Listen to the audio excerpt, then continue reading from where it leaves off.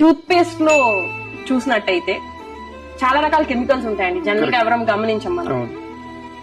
Tooth paste లో ఒక titanium oxide అని ఒక కెమికల్ ఉంటుంది. ఇప్పుడు 2012 లో కూడా దాని మీద study that can cause ADHD.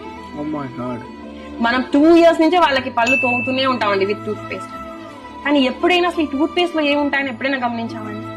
దాంట్లో ఉండే కెమికల్స్ ఏంటి వాటి వల్ల? ఎందుకంటే చాలా రకాలైన కెమికల్స్, ట్రైసోక్లాన్ అని, సోడియం లారెల్ సల్ఫేట్, ఏదైతే దానికి నురగొస్తుందో దీని వల్ల మనకి ఎండోక్రైన్ అనేది డైరెక్ట్ ఎఫెక్ట్ అవుతుంది. థైరాయిడ్ డిస్రప్టర్ అండి. ట్రైసోక్లాన్ అని మీరు కనుక చూసినట్టయితే it is a thyroid disruptor. ఎందుకు ఇన్ని థైరాయిడ్ వస్తున్నాయి అంటే వీ హ్యావ్ రీజన్స్ అండి.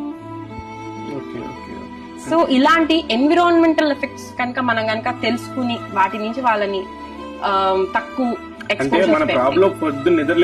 స్టార్ట్ అయిపోయింది.